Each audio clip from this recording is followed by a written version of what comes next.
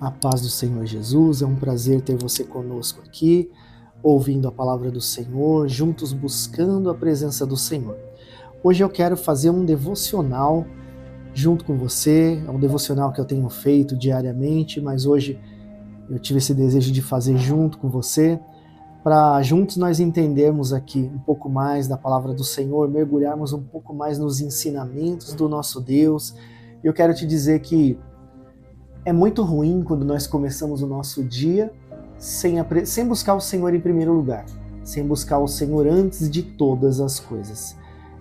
Quando acordar pela manhã, tenta acordar um pouquinho mais cedo, que seja meia horinha mais cedo.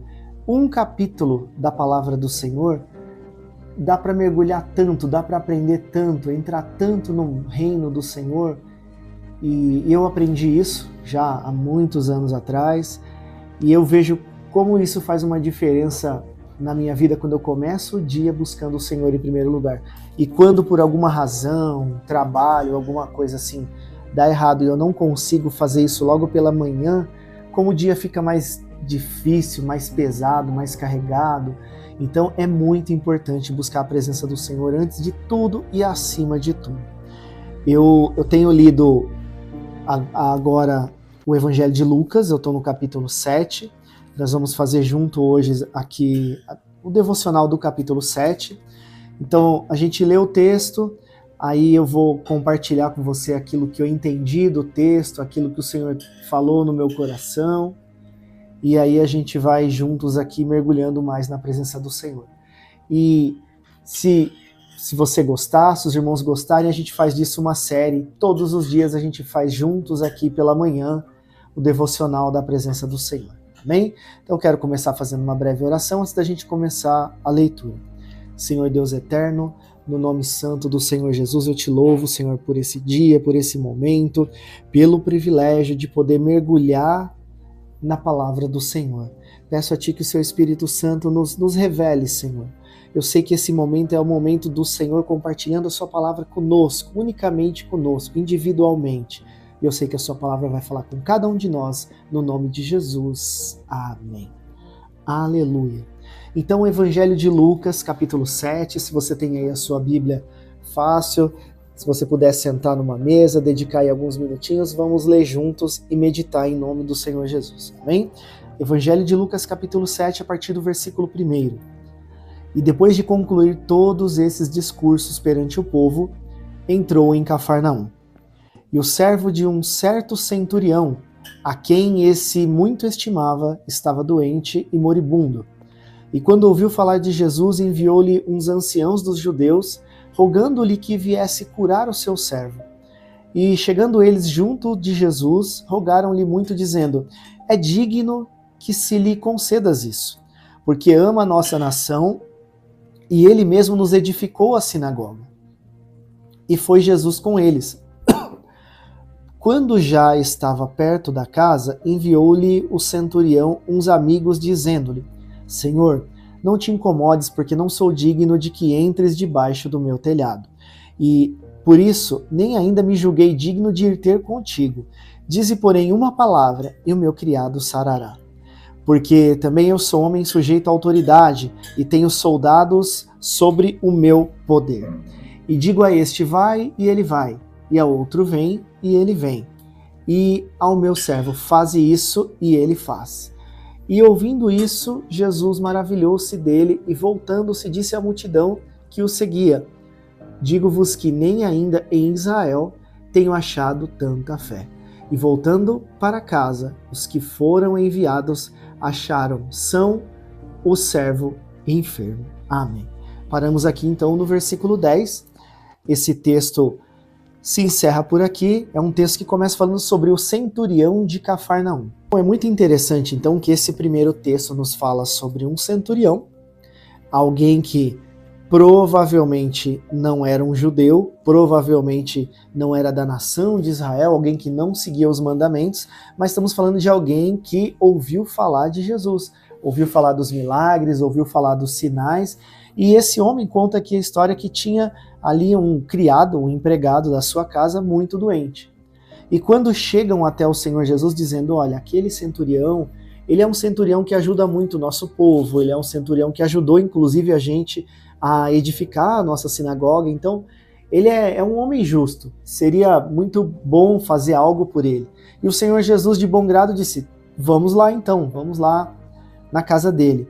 Mas esse centurião manda um recado e diz assim, não sou digno de que o Senhor entre aqui na minha casa, mas faz o seguinte, se o Senhor der uma palavra aí, eu tenho certeza que o meu criado vai sarar, porque eu sei o que significa a palavra autoridade. Esse centurião falando, explicando aqui com as minhas palavras. Eu sei o que significa autoridade, porque se eu disser para um servo meu, porque eu tenho servos também, se eu disser para um, vai, faz isso, ele faz. Se eu disser para outro, fica, ele fica. Se eu disser para o outro, vem, ele vem. Então eu tenho noção, eu sei o que é autoridade. E eu sei que o Senhor tem autoridade. E sei que se o Senhor der uma palavra agora, hoje, o meu servo sarará. E o Senhor Jesus então olha para a multidão e diz assim, olha, nem em Israel eu encontrei tanta fé assim. E é muito interessante, né? Chama muito a nossa atenção, porque a gente está falando de alguém que não seguia junto com o povo de Deus, mas alguém que aprendeu o que é fé, alguém que aprendeu o que é autoridade, alguém que aprendeu o que é o sobrenatural de Deus. E faz sentido a gente olhar, às vezes, para a nossa vida e nos comparar. Será que eu, andando com Jesus, tenho a fé que esse homem que não andava tinha? Será que eu, me esforçando para obedecer, me esforçando para conhecer, entendo o que é essa autoridade que Jesus tem? Porque esse homem aqui entendeu. Então é muito interessante que nós venhamos entender qual é a autoridade que Jesus tem. E ainda mais, qual é a autoridade que nos foi dada? Qual é a autoridade que nós recebemos de Deus? Porque a palavra diz que nós recebemos autoridade. A palavra diz que o Senhor nos deu autoridade, lá em Marcos capítulo 16, para pisar em serpentes e escorpiões, para fazer milagres, para curar enfermos, expulsar demônios. Nós temos essa autoridade.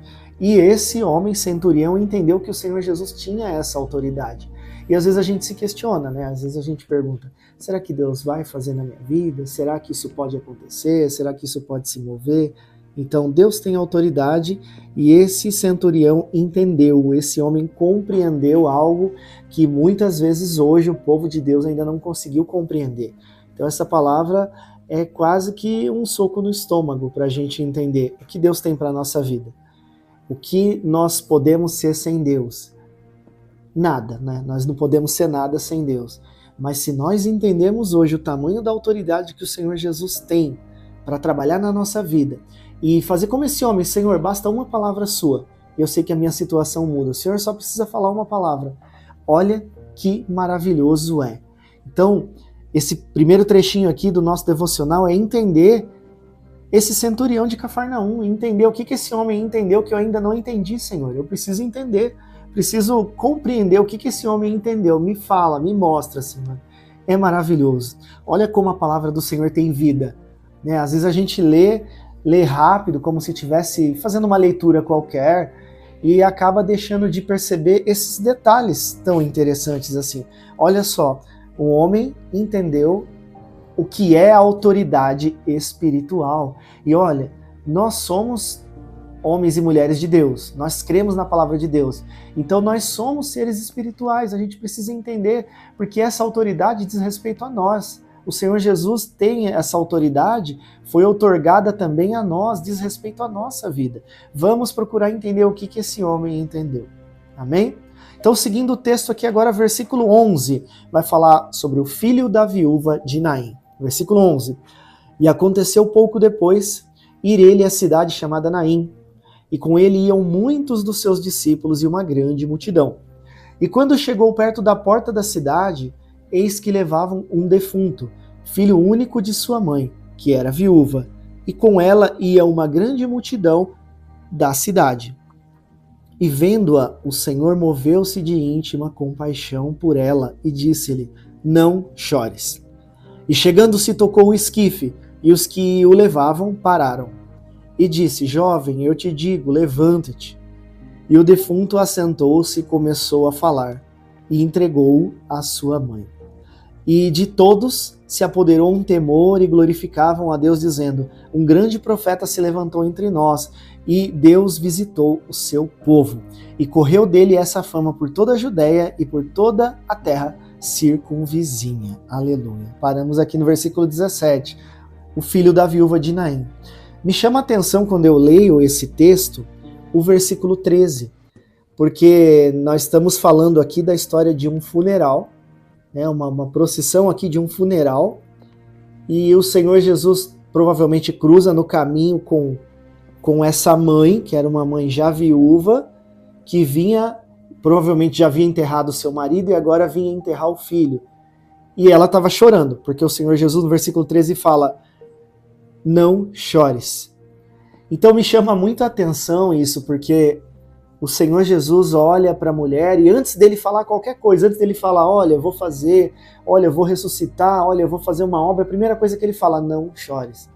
E é um contraste quando a gente olha para a nossa vida, né? Porque a gente pensa assim, como se fosse Gideão, lá no livro de Juízes, Gideão estava ali escondido, malhando trigo, guardando comida, porque a nação inimiga estava levando tudo embora, e ele guardando um pouco de comida que restava para ele e a família, e aparece um anjo para Gideão e fala assim, Gideão, Deus é contigo, varão valoroso.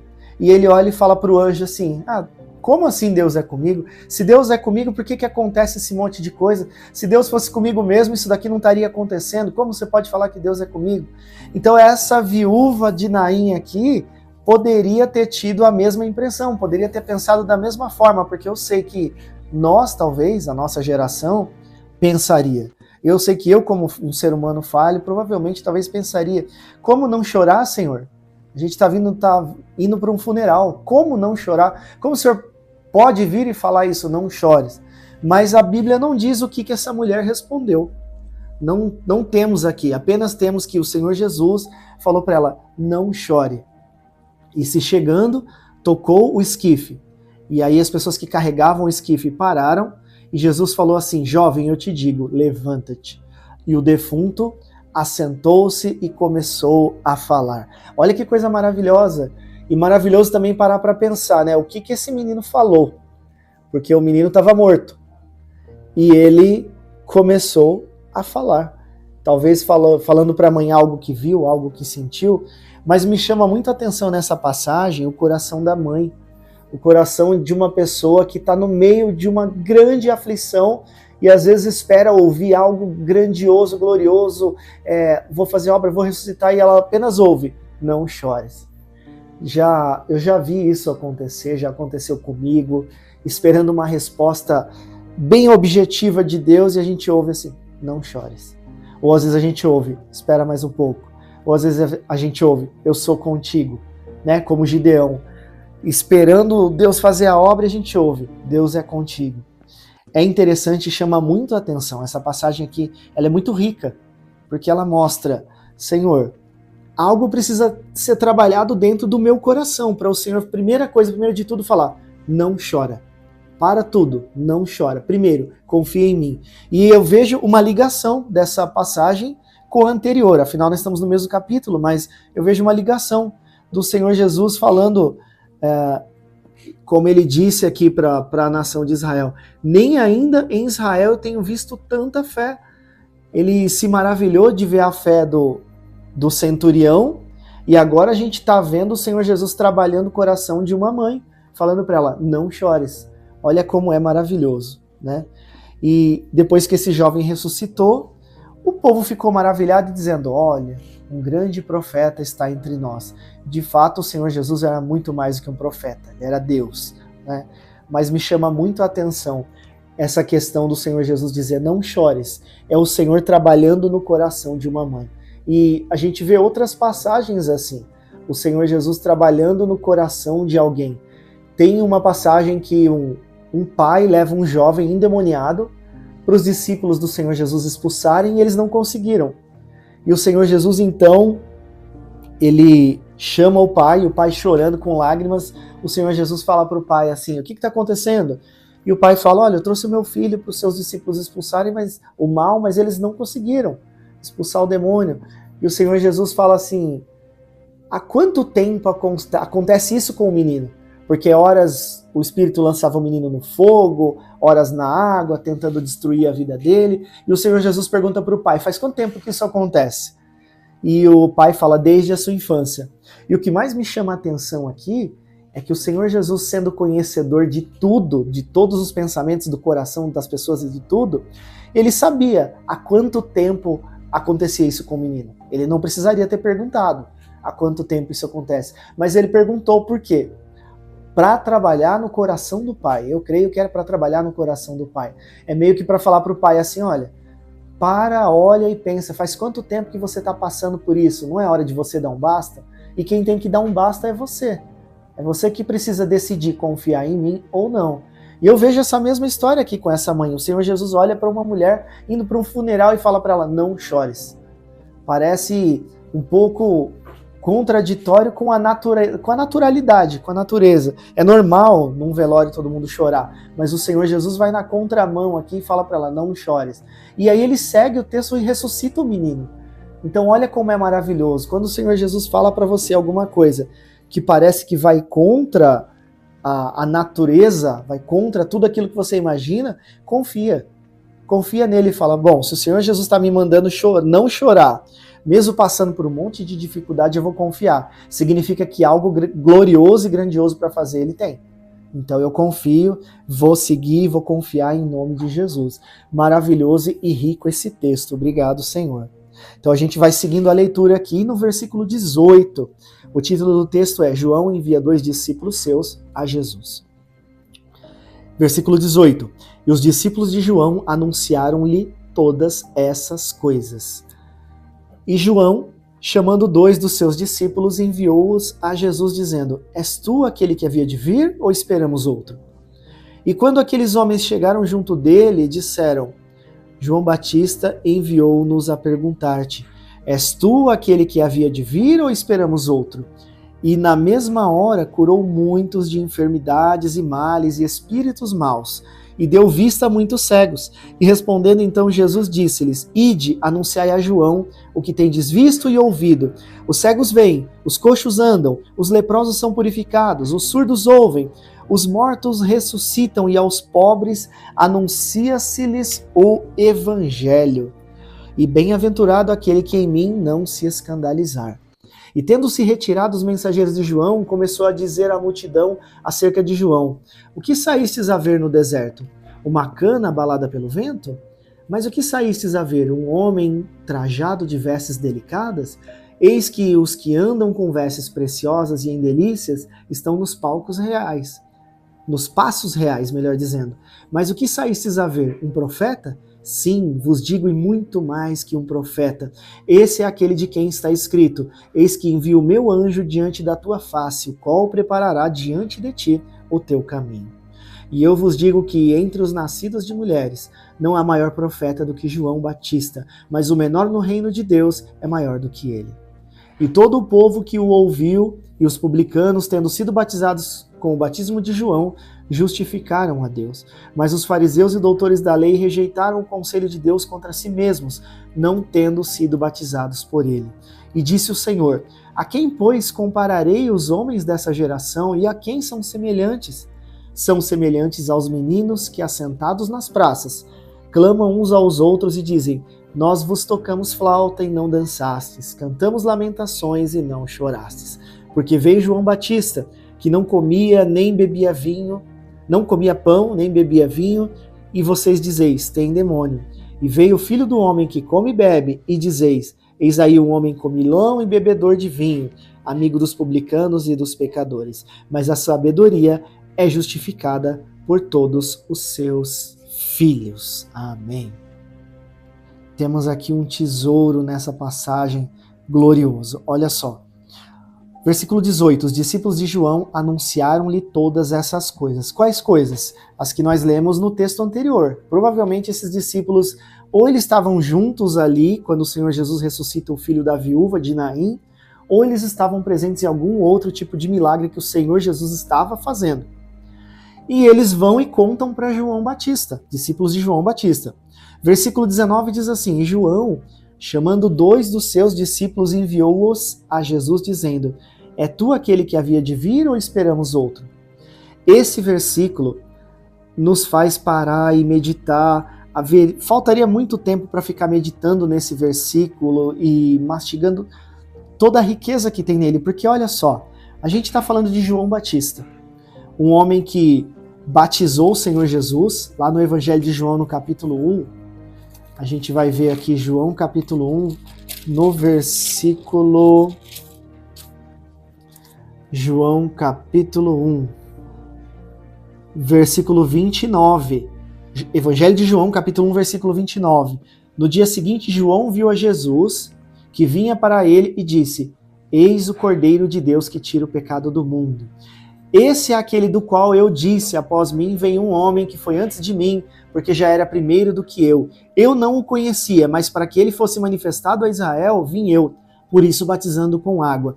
E João testificou dizendo: Eu vi o Espírito descer do céu como uma pomba e repousar sobre ele. Então olha só, João Batista, se a gente colocar aqui o texto em ordem cronológica, a gente vai ver que João Batista batizou o Senhor Jesus e depois o Senhor Jesus começou o seu ministério. Mas o tempo passa e João, o que acontece com ele? Ele vai preso. O rei mandou prender João no cárcere, e aqui no versículo 19 de Lucas 7 não fala, só diz assim: João, chamando 2 de seus discípulos, enviou-os a Jesus dizendo: És tu aquele que havia de vir ou esperamos outro? Mas em Mateus capítulo 11, versículo 2 diz assim: E João, ouvindo no cárcere falar dos feitos de Cristo, enviou 2 de seus discípulos. Ou seja, o Mateus dá esse detalhe a mais. João Batista estava preso, estava encarcerado aqui, nessa passagem que a gente está lendo. Então, o que me faz pensar, o que me faz entender, na verdade, irmãos, que embora João foi aquele que batizou o Senhor Jesus e teve a confirmação que muita gente não tinha tido ainda, que ele era o Cordeiro de Deus que tirava o pecado do mundo, e João viu o Espírito Santo descer sobre ele. Mas aqui, quando João está dentro da cadeia, provavelmente, no momento de aflição, no momento de angústia, a dúvida bateu. Porque olha só, João chamou 2 de seus discípulos e enviou para perguntar para Jesus: é o Senhor mesmo aquele que havia de vir ou a gente deve esperar outro? Então olha só que interessante, olha só que profundo isso. Quanto mais dificuldade a gente tem, mais, obviamente, nós somos seres humanos, obviamente a gente tem sentimentos, a gente é de carne e osso, e realmente o nosso corpo sente, a nossa mentalidade sente. João sentiu, sozinho ali na cadeia, sentiu, será que ele realmente é Jesus? Porque ele tinha ouvido: olha, aquele que você batizou, ele está fazendo um monte de milagre por aí. Então, me faz entender isso, que na hora da dificuldade a dúvida vem. Na hora que nós estamos passando por um momento delicado na vida, a dúvida vem e a gente tem que lutar contra ela. E o Senhor Jesus, então, responde para os discípulos assim: olha aqui para vocês responderem para João. Os cegos veem, os surdos ouvem, os mortos são ressuscitados. Ide, versículo 22, ide e anunciai a João que tendes visto e ouvido. Fala para eles aquilo que vocês estão vendo. Os cegos veem, os coxos andam, os leprosos são purificados, surdos ouvem, os mortos ressuscitam. E os pobres anuncia-se-lhes o evangelho. E aí o Senhor Jesus, no versículo 23, aqui fala algo que chama muito a minha atenção. Bem-aventurado aquele que em mim não se escandalizar. Sabe o que significa aqui se escandalizar? Significa aqui, nesse contexto da palavra, aquele que não se revolta, aquele que não se revoltar com aquilo que está acontecendo. Porque se escandalizar não é aquele que traz um escândalo aqui, nesse caso, que todo mundo fica sabendo: olha, você viu o que aconteceu com fulano? Aqui o Senhor Jesus está dizendo assim: bem-aventurado aquele que continuar confiando em mim. Não se escandalizar pelo que está acontecendo e pensar: olha só, eu sendo cristão, o que aconteceu comigo? Isso seria se escandalizar. Então, olha como o texto ele se completa. Olha como é uma chave, são águas que vão vindo, vão brotando.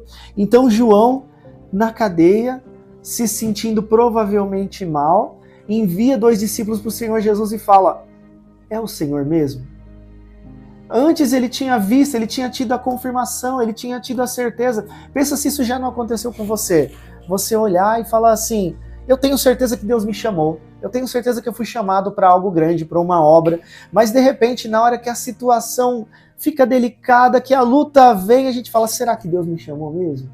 Então é muito, muito, muito profundo e muito interessante. Nós temos que cuidar da nossa fé, a gente tem que cuidar da nossa vida com Deus, porque momentos difíceis vão vir. Né, lá em Efésios fala sobre o dia mau, no capítulo 6. Eles virão, mas quando eles vierem, a gente não pode deixar que eles venham abater a nossa fé. Porque tem uma coisa muito interessante. O diabo não está preocupado em tirar o nosso dinheiro, em acabar com nossos bens, com o nosso carro, com a nossa casa. Ele está preocupado em tirar a nossa fé, porque se nós perdemos a fé, a gente perde tudo. Né? Tem um ditado no mundo que quem perde dinheiro perde pouco, quem perde amigos perde muito e quem perde a fé perde tudo. Então, o diabo quer tirar a fé. E olha só, João, num momento, necessitando de uma palavra. E o Senhor Jesus, no versículo 23, de novo fala assim, bem-aventurado aquele que não se escandalizar em mim. E o texto continua, tendo se retirado os mensageiros de João, o Senhor Jesus vira para a multidão e agora começa a falar, o que vocês saíram para ver no deserto? Uma cana abalada pelo vento? O que vocês saíram para ver? Versículo 25. Um homem trajado de vestes delicadas? Eis que os que andam com vestes preciosas e em delícias estão nos passos reais. Ou seja, o que vocês estão vendo? O que vocês saíram de casa para ver? Porque um homem cheio da minha presença não vai ser um homem muito bem vestido, não necessariamente, né? Vai ser um homem rico, bem vestido. Esses aí você vai encontrar nos palácios. Esses você vai encontrar no palácio. Mas o que vocês saíram para ver? Versículo 26. Um profeta? Sim, vos digo, e muito mais do que um profeta. Esse é aquele de quem está escrito, eis que eu envio o meu anjo diante da tua face, o qual preparará diante de ti o teu caminho. E lembrando que João Batista usava uma pele de camelo e um cinto de couro, não tinha riqueza, não, comia gafanhotos e mel silvestre, não tinha riqueza, mas era alguém cheio da presença de Deus. E sabe o que me chama a atenção? 28. Eu vos digo que dentre os nascidos de mulheres não há maior profeta do que João Batista, mas o menor no reino de Deus é maior do que ele. Olha só que interessante isso, presta atenção. João no cárcere, a dúvida bateu e ele fala, será que é ele mesmo? Será que aquele que eu reconheci é o Messias? Será que é esse? E aí ele manda discípulos, o Senhor Jesus responde para os discípulos, fala para ele os milagres que estão acontecendo. E aí Jesus vira para o povo e eu imagino, né, usando as minhas palavras aqui, assim, João no momento de dificuldade, não conseguiu mais me ver, não conseguiu mais me reconhecer, mas eu não deixei de reconhecer ele, porque dentre aqueles nascidos de mulher, ninguém é maior do que João. Olha que glorioso, chega a arrepia. O Senhor Jesus nunca deixou de nos reconhecer, mesmo que no meio da dificuldade a gente deixe de reconhecer ele. Que maravilhoso, glória a Deus por essa palavra. Então, eu vos digo que dentre os nascidos de mulheres, não há maior profeta do que João Batista, mas o menor no reino de Deus é maior do que ele. E Jesus reconhece você independente do que você tem. Porque João Batista não estava nos palácios, ele fala aqui, o que vocês saíram para ver? Um homem com vestes delicadas, com vestes ricas? Esses você vai encontrar nos palácios, esses que andam em delícias. Mas aqui você vai achar um profeta, aqui você vai achar um servo meu, o qual eu reconheço ele. Mesmo que na dificuldade dele, ele não conseguiu mais me ver, não conseguiu mais me reconhecer. Mas eu não deixei de reconhecer ele. E Jesus mandou a resposta pelos discípulos, vai lá, fala para o meu servo, que os cegos estão vendo, os mortos estão ressuscitando, e o evangelho está sendo pregado. Que glória, como Deus é maravilhoso. Versículo 29. Todo o povo que o ouviu e os publicanos, tendo sido batizados com o Espírito Santo, justificaram a Deus. Versículo 30. Mas os fariseus e os doutores da lei rejeitaram o conselho de Deus contra si mesmos, não tendo sido batizados por ele. Esse versículo 30 também é um versículo que me chama a atenção. E ele é triste, porque ele fala de pessoas que, quando rejeitam algo de Deus, quando rejeitam ao Senhor, eles estão rejeitando a vida neles mesmos, a vida para eles mesmos, o conselho de Deus para eles mesmos. E versículo 31, e disse o Senhor, a quem, pois, compararei os homens dessa geração? A quem eles são semelhantes? São semelhantes a meninos, que assentados nas praças clamam uns aos outros e dizem: nós tocamos flauta e vocês não dançaram, cantamos lamentações e não choraram.